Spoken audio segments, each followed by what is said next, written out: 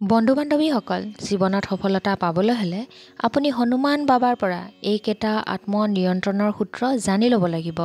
হনুমান বাবাই কি এনেকুৱা আত্মসূত্ৰ আমাক দি থৈ গৈছে যে কলিযুগত এই সূত্ৰ বিশেষভাৱে কামত আহিব আমাৰ জীৱনত। তেনেহ'লে অকণো পলম নকৰি জানো আহক। আপোনালোক সকলোৱে জানে যে ভগৱান হনুমান হৈছে কলিযুগত অৱতাৰ লোৱা একমাত্ৰ ঈশ্বৰ, যি পৃথিৱীত এতিয়াও বিদ্যমান হৈ আছে। বজৰংগবলীক ভোলানাথৰ অৱতাৰ আৰু শ্ৰীৰাম ভক্ত বুলি কোৱা হয়। শ্ৰীৰামৰ প্ৰতি একচেটিয়া ভক্তি, প্ৰবৃত্তিগত অনুভূতি, মাতৃ সীতাক বিচাৰি উলিওৱাৰ সংগ্ৰাম, লক্ষ্যত মনোনিৱেশ, লংকালৈ অগ্নি স্নান আৰু সুৰ দানৱৰ পৰা চতুৰতা আদি হনুমানৰ এনে গুণ যি প্ৰতিজন ব্যক্তিৰ মাজত থাকিব লাগে। হনুমানৰ এই গুণবোৰক সফলতাৰ সূত্ৰ বুলি কোৱা হৈছে। বন্ধু বান্ধৱীসকল, যদি আপোনালোকে জীৱনত সফলতা পাবলৈ বিচাৰিছে তেনেহ'লে হনুমান বাবাৰ এই গুণবোৰ গ্ৰহণ কৰক। চাব, আপোনালোকে সফল এদিন নহয় এদিন হ'বই। 1 নম্বৰতে শৰীৰৰ সক্ৰিয় আৰু মনক নিষ্ক্ৰিয় কৰি ৰাখক। সফলতাৰ প্ৰথম পদক্ষেপ হ'ল ক্ৰিয়াকলাপ। গতিকে আপুনি শৰীৰক সক্ৰিয় কৰি ৰাখিব লাগিব, কিন্তু শৰীৰটো সক্ৰিয় আৰু মনটো নিষ্ক্ৰিয় কৰি ৰাখক। কাৰণ মনটোক শান্ত কৰি ৰখাৰ পিছতহে জীৱনৰ বহু সমস্যাৰ পৰা মুক্ত হৈ নিজৰ লক্ষ্য বা একাগ্ৰতাৰ দিশে আগবাঢ়িব পাৰি। হনুমানেও লংকালৈ যোৱাৰ আগতে একেই কামেই কৰিছিল। 2 নম্বৰতে সজাগ সংগ্ৰামৰ ক্ষমতা। লক্ষ্যৰ প্ৰতি সচেতন হ'লেহে আপুনি নিজৰ লক্ষ্যত উপনীত হ'ব পাৰিব। হনুমানেও লংকালৈ যাওঁতে বহু সমস্যাৰ সন্মুখীন হ'বলগীয়া হৈছিল, কিন্তু নিজৰ নিৰ্দিষ্ট লক্ষ্যৰ প্ৰতি সজাগ হৈ থাকি বিলাসিতাৰ সুবিধা থকা মেনাক পৰ্বতটোও চুইহে আগবাঢ়ি গ'ল। 3 নম্বৰতে চতুৰতা প্ৰয়োজনীয়। আমিও হনুমানৰ পৰাই চতুৰ হ'বলৈ শিকোঁ।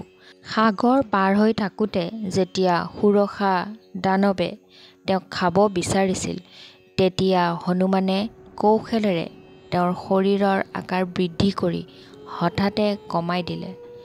এইদৰে সুৰসাৰ মুখত প্ৰৱেশ কৰাৰ পিছত চতুৰতাৰে ওলাই আহিল। এই চতুৰতাত সুৰসাও সন্তুষ্ট হৈ তেওঁক এৰি থৈ গ'ল। 4 নম্বৰতে হৈছে আপোনালোকে নম্ৰ হ'বলৈ শিকক।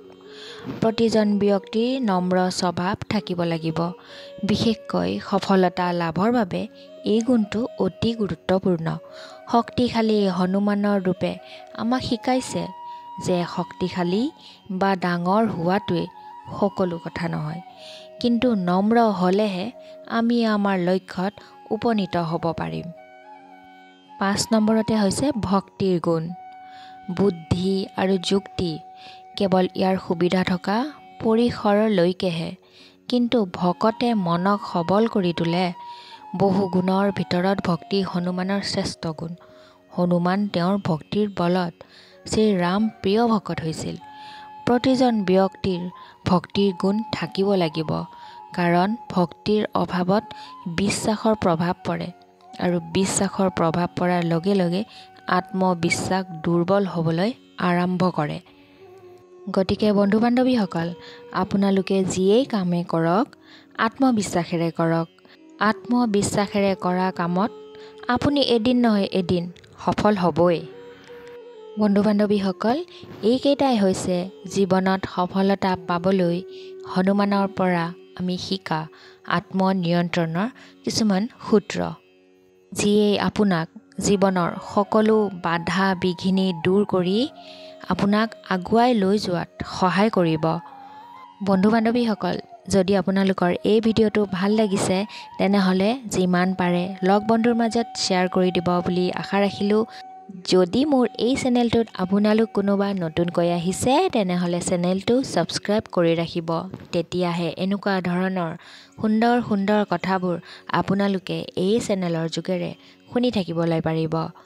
কমেণ্ট বক্সত জয় হনুমান বুলি লিখিবলৈ একেবাৰেই নাপাহৰিব, আৰু লাইক এটিও কৰি দিব।